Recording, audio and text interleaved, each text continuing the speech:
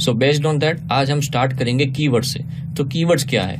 Keyword generally ऐसे छोटे छोटे मीनिंग्स वर्ड्स हैं जिसकी मदद से आप कभी भी कोई साइबर सिक्योरिटी फील्ड के कोई वेब पेजेस या फॉर्म्स या फिर ब्लॉग्स या कोई पढ़ रहे हो, कोई रिसर्च पेपर, तो आपको मीनिंग पता चल जाएगा कि इसका मीनिंग क्या होता है। Generally for an example authentication, authorization, ये सारे वर्ड्स जो हैं जब भी कोई साइबर सिक्योरिटी ब्लॉग्स फॉर्म्स लिखते हैं तो उसमें यूज होता है अटैक करने के बेस्ड ऑन कैसे होता है। सो स्टार्टिंग से लेके एंड तक हम जानेंगे कौन कौन से ऐसे कीवर्ड्स हैं जो इंपॉर्टेंस होते हैं इस साइबर सिक्योरिटी फील्ड के अंदर। जनरली एथिकल हैकिंग फील्ड के अंदर कोई भी VAPT, पेनिट्रेशन टेस्टिंग या फॉरेंसिक्स डिपार्टमेंट में इस फील्ड में अंदर कौन कौन से इंपॉर्टेंस है। तो स्टार्टिंग करते हैं अटैक से। What is the meaning of attack? Action with malicious intentions. Malicious means bad intention. Attack करना मतलब कोई भी फॉरेन साइबर सिक्योरिटी फील्ड के अंदर अटैक का मीनिंग जनरली कोई कंप्यूटर नेटवर्क या फिर कंप्यूटर सिस्टम को हार्म करना इंटरनेट के थ्रू, इंटरनेट का बेस लेके नेटवर्क और कंप्यूटर सिस्टम को हार्म करना। सो अटैक का मीनिंग ये होता है एक्शन विथ मेलिशियस इंटेंशन, जिसका इंटेंशन ही गलत है।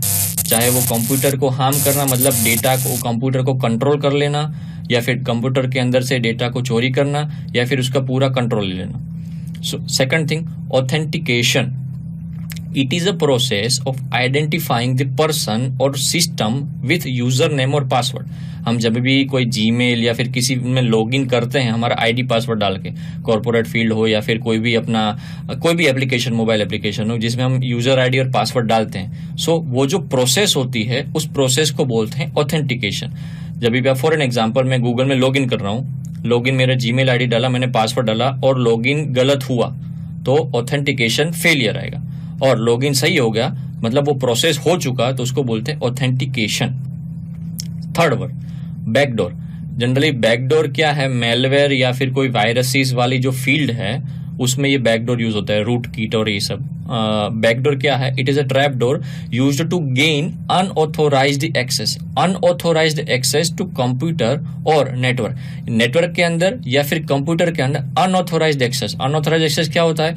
जो ऑथोराइजेशन पर्सन है वो पर्सन है ही नहीं, बाईपास होके, बाईपास इन द सेंस कि वो जो प्रोसेस प्राइवेसी या सिक्योरिटी फर्म जो यूज करके आगे जाते हैं, जनरली यूजर आईडी पासवर्ड डालो, फिर उसके बाद 2 फैक्टर ऑथेंटिकेशन आप गूगल में देख सकते हो। तो स्टेप बाय स्टेप जाके जब वो लॉगिन हो जाता है उसको ऑथोराइज पर्सन बोलते हैं। आपके पास जीमेल आईडी है, ठीक है, और आप जीमेल आईडी में लॉगिन कर सकते हो तो आप ऑथोराइज पर्सन हो। बैकडोर क्या काम करता है? वो अनऑथोराइज जो बिना जीमेल आईडी के, जस्ट एक एग्जांपल दे रहा हूं, बिना जीमेल आईडी के लॉगिन करवाना, इसका मतलब ये हुआ कि ये बैकडोर थ्रू हुआ। So it's a backdoor. How? Programmer में bypass security steps without permission. जो भी हम सिक्योरिटी स्टेप्स जो है, फॉर एन एग्जांपल मैं जीमेल का ही एग्जांपल दूंगा क्योंकि जनरली सब लोग जीमेल यूज करते हैं तो उसका ज्यादा यूज होता है, तो मैं जीमेल का ही दूंगा।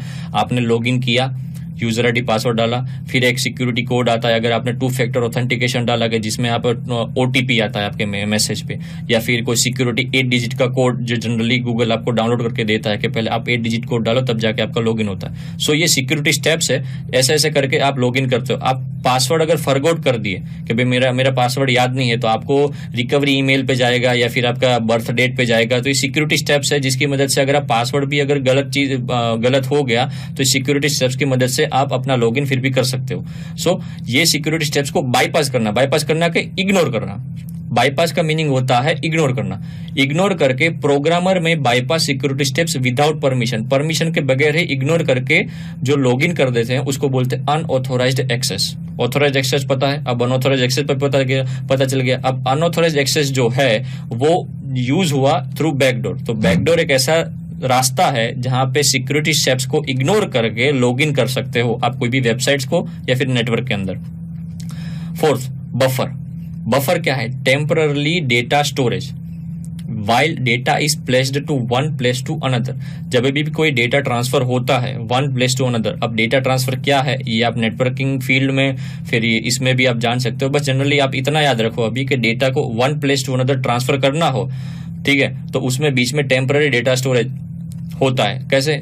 नॉर्मली अगर जनरली मैं एग्जांपल दूं कि भाई आप एक जगह से दूसरी जगह वॉकिंग डिस्टेंस पे जा रहे हो, अगर आप थक गए तो आप कहीं रेस्ट करते हो या कोई बेंच मिलता है या फिर कोई रेस्ट करने का कोई फुटपाथ हो या फिर कहीं पे आप बैठते हो कि भाई रेस्ट करो बाद में आगे जाएंगे। सो वो रेस्ट करने की जगह है, वो हमारी नॉर्मल फील्ड में कुछ नहीं, लेकिन कंप्यूटर के नजरिए से उसको बफर बोलते हैं कि जहां पे डेटा को टेम्पररी स्टोर किया जाता है, राइट। अब साइफर क्या है? It is a process to cover the data into code और encrypt used by algorithm technique.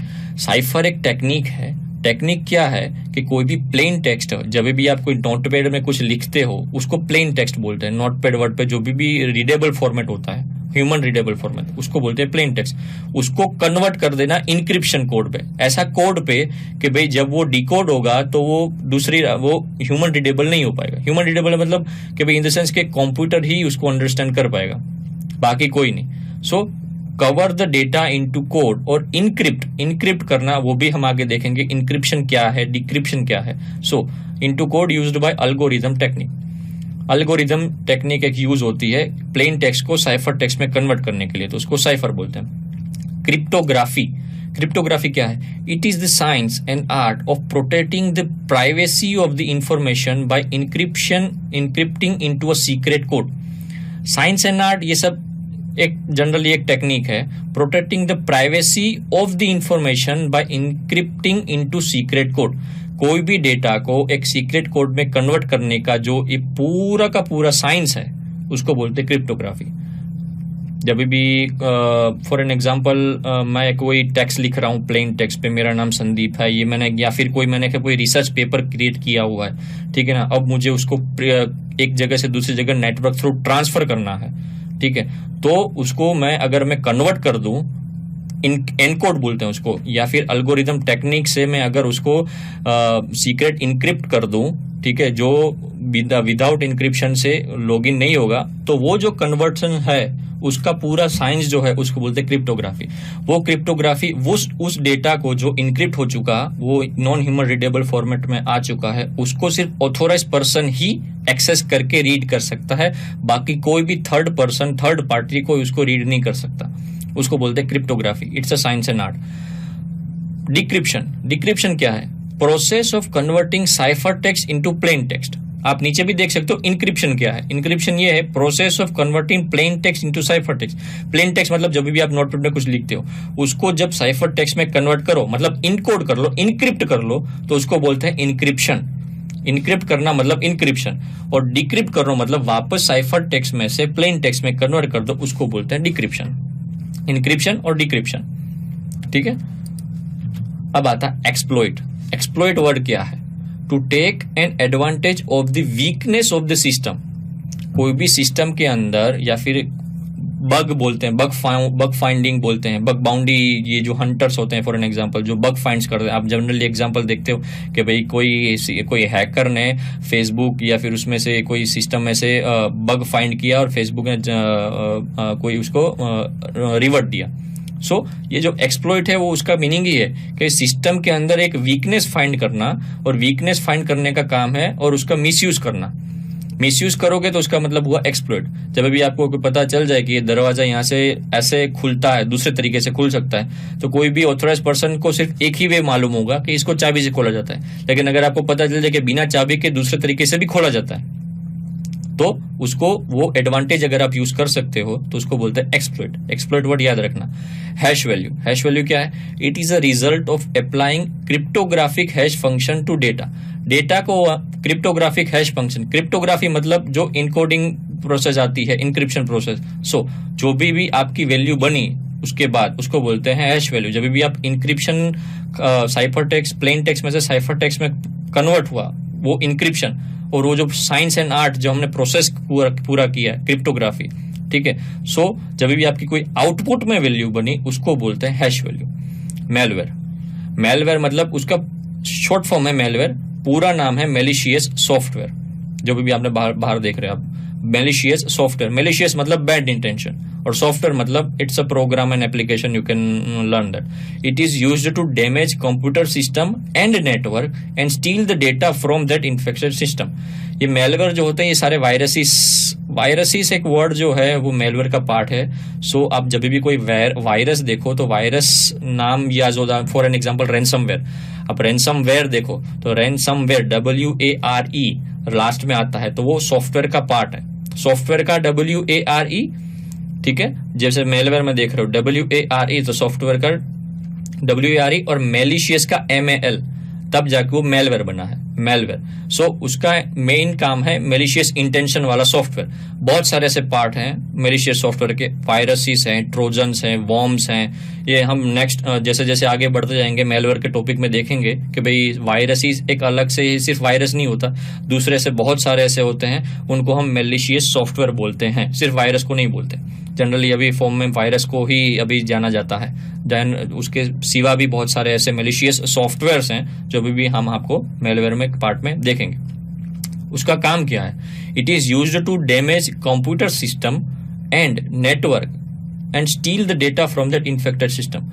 या फिर कंप्यूटर सिस्टम को हार्म करना या फिर नेटवर्क को हार्म करना। नेटवर्क के भी मेलिशियस सॉफ्टवेयर्स आते हैं, कंप्यूटर के भी मेलिशियस सॉफ्टवेयर आते हैं। रैनसमवेयर आपने नाम सुना होगा कि भाई कोई भी कंप्यूटर को लॉक कर दिया था और बिटकॉइन में अगर आप उसकी वैल्यू पुट करोगे तब जाके वो अनलॉक करेगा। इन द सेंस कि वो तभी भी होता है जब भी आप सिस्टम अपग्रेड नहीं करते लॉन्ग टाइम तक, क्योंकि क्या है जब, इसीलिए आपको याद रखना कि जब भी सिस्टम का अपडेट आए तो तुरंत अपडेट कर दीजिएगा, सिक्योरिटी अपडेट आए तो। रीजन कि जैसे जैसे सिक्योरिटी अपडेट होती है उस हिसाब से उसका जो वॉल होता है प्रोटेक्ट करने का, चाहे वो एप्लीकेशन हो, वेबसाइट्स हो, वो स्ट्रांग बनता है। धीरे धीरे उसके बग्स फाइंड करते उसको रिमूव किया जाता है, ताकि जितनी जल्दी हो सके उतनी जल्दी रिमूव करो तो अच्छा है। क्योंकि ये इंटरनेट वर्ल्ड है, इसमें हम 1 महीना 2 महीना 3 महीना वेट नहीं कर सकते। यहाँ पे सीधा एप्लीकेशन आता है, क्योंकि हैकर्स जो होते हैं, हैकर्स या फिर कोई भी हैकर्स ही बोलो, बैड इंटेंशन वाले हैकर, हम टाइप्स ऑफ हैकर्स में देखेंगे कौन कौन से हैकर्स होते हैं। वो जनरली ये फाइंड ही करते हैं कि कैसे हार्म किया जाए, ऐसे सॉफ्टवेयर बनाते रहते हैं ताकि सिस्टम को कैसे हार्म किया जाए और किसे उसका तोड़ निकाला जाए। सो जैसे जैसे अपडेट्स आते हो आपके मोबाइल पे या फिर आपके सिस्टम पे, अपडेट कर दीजिएगा टाइम पे टाइम। थ्रेट वर्ड क्या है? It is a possible danger that might exploit a vulnerability to violate security protocols. Possible danger, possibility है कि भाई यहां से एक्सप्लॉइट हो सकता है। एक्सप्लॉइट मतलब यहां से वीकनेस जो है लग रही है कि भाई वीकनेस फाइंड होगी और यहां से एडवांटेज हो सकता है सिस्टम के अंदर से। फॉर एन एग्जांपल, जब भी मैं नॉर्मली एग्जांपल देता हूं कि भाई आप कोई दरवाजा क्रिएट कर रहे हो रूम के अंदर, ठीक है ना, और आपने कोई बोल ढीला कर दिया फिट करने में, बाकी 8 बोल में से 7 बोल टाइट किए, 1 बोल ढीला किया, और आपको लग रहा है कि इस 1 बोल की वजह से ये शायद दरवाजा ढीला हो सकता है या फिर प्रॉपर टाइट नहीं हो पाएगा, तो वो जो पॉसिबिलिटी है उसको बोलते हैं थ्रेट, कि भाई यहां से एक्सप्लॉइट हो सकता है। फॉर यहां से दरवाजा ढीला होके प्रॉपर तरीके से बंद नहीं हो पाएगा, सो हमको इसको भी टाइट करना पड़ेगा। सो ये एक एग्जांपल मैंने आपको दिया ताकि आपको पता चल जाए कि थ्रेट का मीनिंग क्या है। पॉसिबिलिटी ऑफ डेंजरनेस, दूसरा कुछ नहीं। Might exploit a vulnerability to violate a security protocol. Security protocol जो होता है, मैंने आपको बोला सिक्योरिटी स्टेप्स, लॉगिन करो, 2 फैक्टर ऑथेंटिकेशन या सिक्योरिटी कोड या फिर रिकवरी ईमेल, ये सिक्योरिटी स्टेप्स है। यहाँ पे डेंजरनेस हो सकती है, तो उसका नाम वर्ड है थ्रेट। ठीक है, इसकी रिगार्डिंग अगर आपको कोई क्वेरी है तो आप फॉर्म्स पे जाके पुटअप कर दीजिए, हम इसका रिजोल्यूशन देंगे।